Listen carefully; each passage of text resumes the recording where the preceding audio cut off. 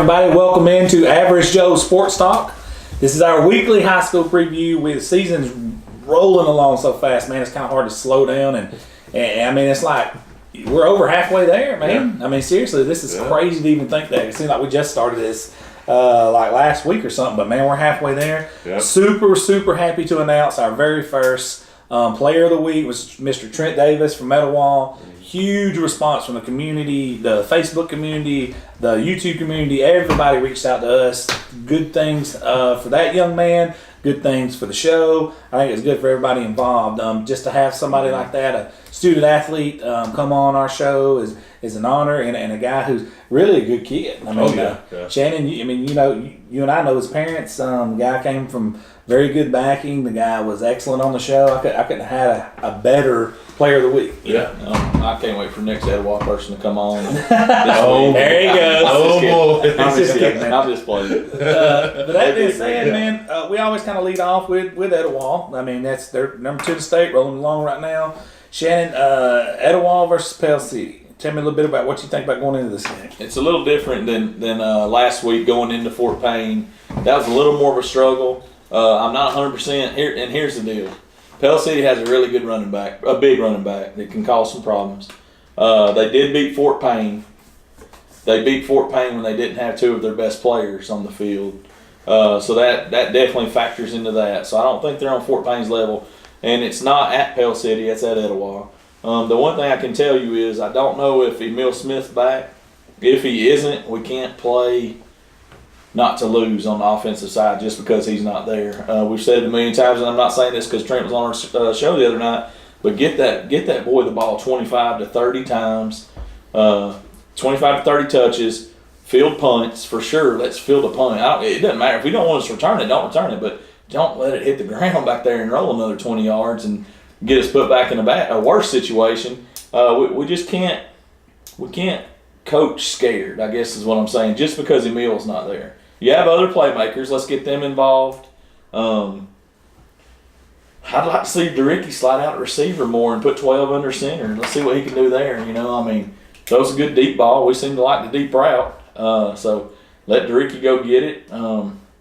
Defense is going to show up. They'll shut that boy down. With his size, man, why not put him at tight end? DeRicky? Yeah, because nobody covers the tight end. I mean, people's going to see him on film now and look for him, but he's tight end size and he's agile as a running back. Think about this. What if you put Emil, and again, dude, we're just spitballing here, put Emil out at the X wide receiver, and you put Jamin Graham at tight end, who's got the perfect frame. And I've seen him catch football. He used to play tight end. He used to play wide receiver. He's got good hands. What if we get in red zone and just stick them 2 in the game? So you got 6'5", how tall is Jamin? 6'6". Yeah, 6'6". Tight end, and you got I'm sure Dricky's every bit of 6'4", 6'5". Throw some jump balls. Yeah, throw some jump balls out there and get Trent the ball more. I just think if we don't play scared football, we should beat this team 42 to probably. I don't even know if they'll score 42 to 6. 42 to 6. I think, and honestly, I'm leaning more toward 42-0 because I think defense. And this is going to sound insane, but this is the level of perfection that they've been coached to, and I think they'll come out, mad because they gave up 14 points last week.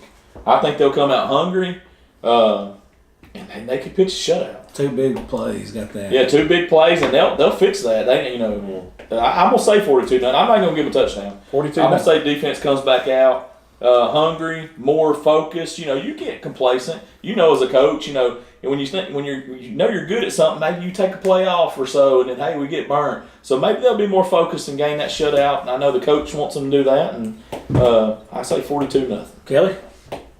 28-27 Pell City. Listen, I've got a Southside guy on here. He's not going to pick Etowah. Well, that's all he keeps it interesting. That's what he's supposed to do. That's the upset pick of the week. That's what he's supposed Speaking to do. of Southside, let's dive straight into that. All right, Dax. Had some disappointing, heartbreaking loss last week. You're going on the road, but and I'm not trying to be funny here. But where you're going on the road to is Douglas, and according to Shannon, better have the porta potties ready. They don't have internet out there, but hopefully we'll get to see some of this game. Please tell us a little bit about what you see going into this game. I think, film and stuff. I think Sunday we were, making jokes, whatever. I think now once it's Wednesday and it's a little closer, it hits home. You're playing Douglas. I understand that a lot of people overlook that team, but I mean, if I'm playing us right now, I'm looking at us like, man, this team's terrible. I mean, they're 1-4. We're 1-4.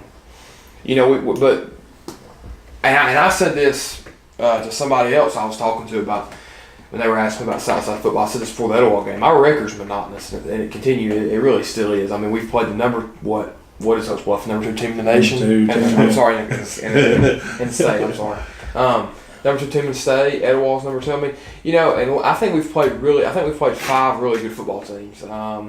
Obviously, and no disrespect, I'm not trying to throw disrespect, but this is probably the worst team we've played all year. So I think we have to focus on ourselves. I think we have to do the things that, when you play a team like Alexandria and like we have next week, or you play a team like Helena or Sardis or Oaks Bluff or even Lincoln, and obviously Etowah, they're an elite football team, but you really can't go into those games trying to work on something for the next week. But I think this week we can focus on ourselves, focus on getting better, and get ready for Alexandria, because what a lot of people don't realize is, I understand we're 1-4, but we're only 1-1 in the region, and we still control our own destiny. We still have a chance to finish second in that region, host the first playoff game, round 1. So that's what we're really aiming for. Focus on ourselves. Michael Rich, I can't speak enough about him. He's getting better day by day, really week by week as well. And he's working his way up to being a really good quarterback, and I think he's going to be a big playmaker for us by the end of the season and working into next year. Obviously, Douglas, they're not a really good football team. I'm not meaning to disrespect them. They've hit hard times. But this week, what we want to do is we want to focus on ourselves, get better, and get region win number 2 and move into next week against Alexandria. And I think it'll feel good, and I think it'll do, and going into a game like this where you're probably going to win the football game is not as satisfying as, beating a team that you don't know if you're going to beat going into, when guys at times didn't feel in your head with you're going to win 35-7. But for the most part, I think that we just have to focus on ourselves. And I think this win, what I say that to say is I think this win will be satisfying for us because we need a second win. And I think it'll give us not as much momentum, I think, as we had after the Sardis game, but I think it'll give us momentum to where we can play better against Alexandria had we came off the Helena loss last week playing Alexandria. So I think it kind of wipes the Helena game clean. I saw, and that's what I really feel great about. Is our team, they're competitors, man. And I've said this multiple times. They're a tight-knit group. They got high expectations for themselves. So they were really frustrated and they were really upset other night. I've never seen them that upset about losing the game like they were last week. So I think get this win, move into the Alexandria game, and continue to play good football. I think we have to focus on offense. Got to do something to get the offense rolling. I said that Sunday. Defense is there, but the offense has to get rolling. I think we're going to have a successful Friday night. I look forward to going to Douglas and seeing what they're all about. I got some respect for those guys over there because I know they've hit hard times. So we're excited, and we're excited to go over to Douglas and get a win this week. Kelly D's, give me a score prediction. Same thing he predicted, 42-0. 42-0. Southside Panthers. Right. Reggie. Yes, sir. James Clemens. James Clemens. Coming to Gadsden City homecoming. Yeah, it's homecoming week at Gadsden City. Got another tough region game with James Clemens. They're a very well coached team. The school is fairly new. I think they've been open like 4 or 5 years maybe. Fairly new school up in Madison. They're a great team. They've got their quarterback is actually committed to Vanderbilt, and I think they've got a couple other guys that are being looked at as well by several colleges. Gadsden City had an off week last week, which is probably came at a good time. They definitely need a break. Had a rough start to the season, and I see them really making a push. Because they can still make the playoffs. They went out the rest of the games, rest of the season. They can make the playoffs, and it's possible. They've done it before.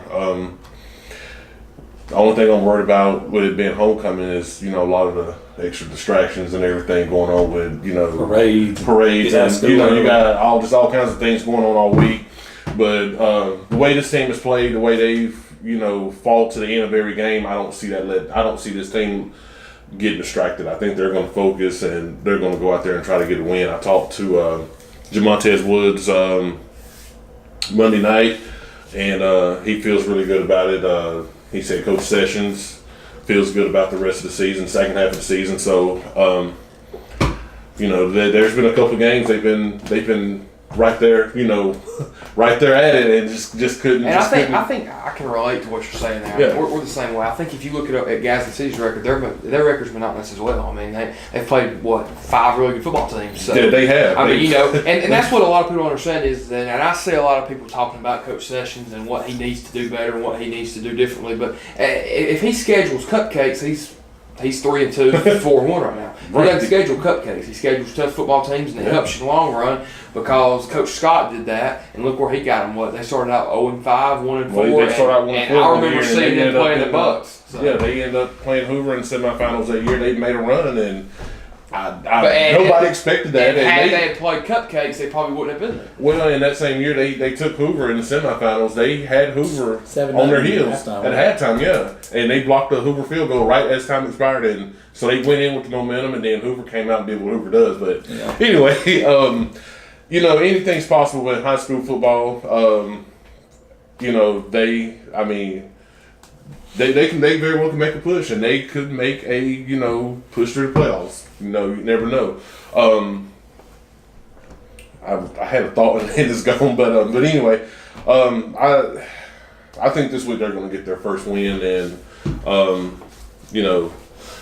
it's going to be a close one. Because our region has gotten tougher too. Because when we first went into that Huntsville region, it was Bob Jones and Gadsden City, but every team, Huntsville teams up there, they've went and hired some quality coaches, and it's gotten stronger. We're not region 3 like in Birmingham, but it's better. That's Murderer's Row down there, bro. I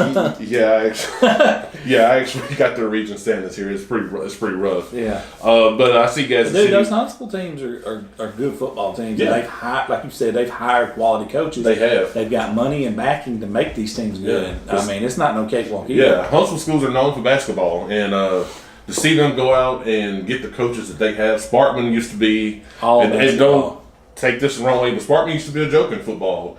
I mean, you can tell that they focused on basketball. If you ever went to their stadium looks like a middle school stadium. Yep. And I'm like, y'all are a school, like, what is this, And they've gone out, they threw some money, got a good coach. Huntsville did the same thing. They went to Georgia, got a coach.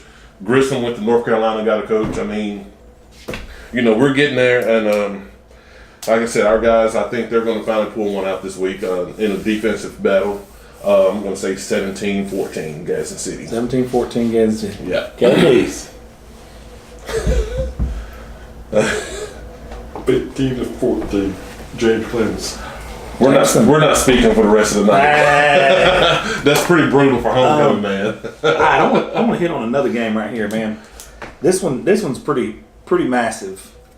Number 1 Sachs at number 3 Piedmont. That's going to be huge. Tell me, I mean, you talk about a monstrous matchup. That region, I also made some notes on that region. That's another monster region. I think that region and 7A Region 3 are probably 2 of the toughest regions in the state. You're not going to find a deeper region than those 2. You got Sachs ranked number 1, Piedmont ranked number 3, Randolph County, they're ranked number 4, and they were the state runner-ups last year. And then you got Weaver and Welborn, they're sitting right there, waiting to knock one of those 4 teams off. I mean, you got 5 teams that's fighting for 4 playoff spots down there. I mean, that region's. I would hate to be a head coach in that region, honestly. Man, used to be Piedmont and everybody else. Yeah. You know what I'm saying? Everybody's chasing Piedmont. Yeah. Now there's some teams standing in there going toe-to-toe 12 rounds with Piedmont, dude. Yeah. I mean, Piedmont is a football factory. Yeah. I mean, from their stadium to their players. And, I mean, let's call it what it is. They get the perception that they recruit. I don't think it's necessarily that. I think they're so good people want to go play there. Yeah. Their facilities are so good people want to go play there. Oh, yeah. You have coaches wanting to go coach there, Right, because they I mean, it's top-notch football. It is, and in the city of Piedmont and the Piedmont City School system, they've invested Bro, a they lot of shut money it into down the over there, schools. too. Yeah, When they're playing, they shut it down. Yeah, they've invested a lot of money, and the community really gets behind that school. And I think that's another part of the reason for their success. And it's not just football; it's other sports too. Yeah. They're solid, all around. So that Sachs and Sachs has been on the up and up. They've been pretty consistent for the last 3 or 4 years. I think they went to the semifinals a few years ago. Them Apaches and Yeah. around here that's been pretty consistent Yeah. football teams. Yeah. So. Why you still at it, man? Hoax Bluff, and Dairy Meads, and number 2 team in the state. Man, they got Asheville coming to town this week. I mean, what do you say out of that? I know the wife of the Asheville coach, and I know they've had a tough season. He's a first-year coach, but he's looking. They're looking for a win, but I just don't see it happening this week with Hoax Bluff. I mean, they're just. I'm going to say I'm riding the Hoax Bluff train. They're rolling, bro. They're rolling, averaging 40 points a game, giving up 10 a game. So I mean, that's a recipe for success. yeah. And I think, and I'm going to touch on Asheville real quick because Asheville's offensive coordinator was coach at Westbrook when I was over there, Shay Monroe. He we played them in the spring game, and they're just really they're a young football team. Yeah. So I mean, I can't.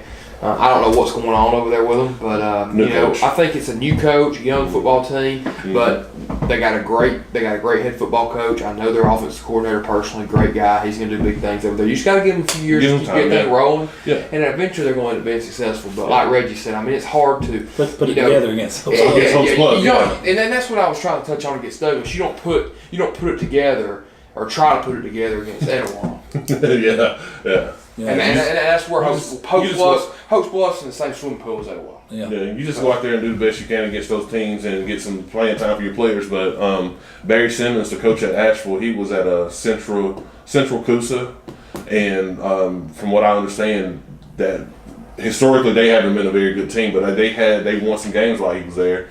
They had some success, but I'm not sure why he moved to Asheville. His wife is from Southside. It could have been a thing where they want to be closer to family. I don't know, but he seems to be a good coach, and I think he's going to do well at Asheville in a few years. Especially with Shay Monroe, I've heard a lot of good things about him. So, but Hoax Bluff's going to just run away. we got to get Kelly D's in on this. Kelly D's, give me the Sachs Piedmont School, brother. 35-0. Piedmont. Whoa. Kelly D's got that Piedmont shirt up under his Southside. Wait a minute now. So that you saying they're going to beat the number 1 team in the state 35-0? That's pretty bold. I like where his head's I at. know. I like it. Hey, I like where your head's at now. Stick with Piedmont. Give me a Hoax Bluff and Asheville score. 41-0. Bluff. Bluff. All right, I was going to say now. Now, Shannon, I'm going to come to you for a second on something. I want you to talk a little bit about Albertville at Hazel Green. I know you've had some people from Albertville reach out wanting to get in contact. And, hey, baby, we want you on the show. We want anybody from Albertville on the show. We've got a Gridiron in Boaz. So anybody from Boaz, Albertville, Sardis, Douglas in that area, and you guys show out, we put you on the show Player of the Week. That's a promise.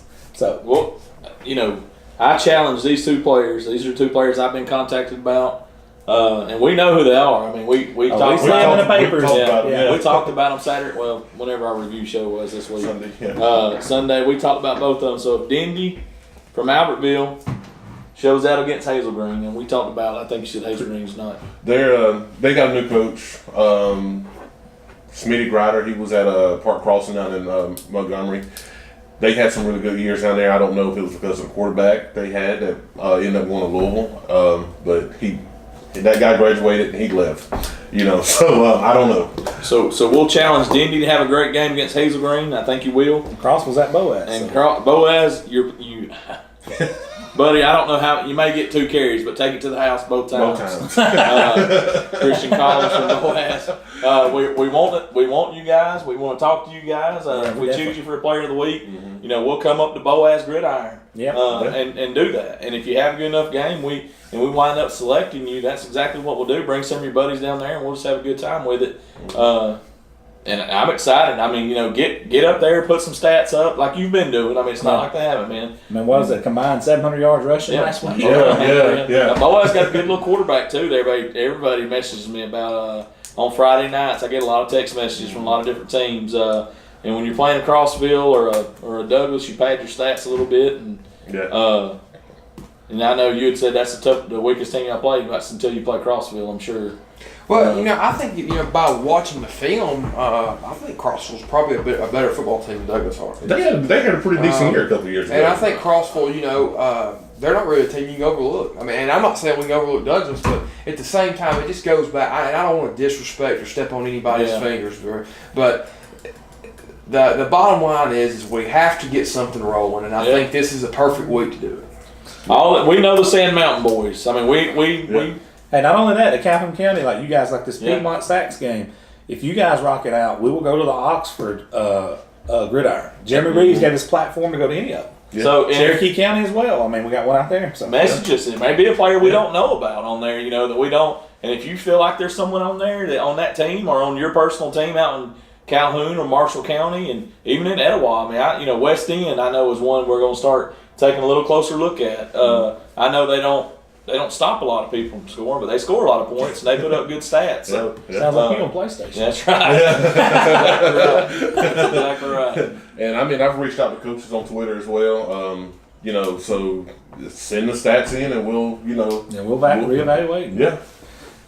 Now, we can't get off here without Kelly D's prediction on these last two games. Let's rock it out, man.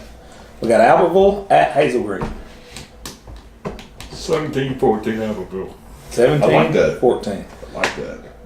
The mighty Crossville Lions, I think they're the Lions. 28-0 Boas. 28-0 Boas. And a slugfest, like you said. Downhill running, slugfest. All right, I think that wraps it up. Does anybody got anything else you want to throw? I do want to question one thing. I was looking at the polls this morning.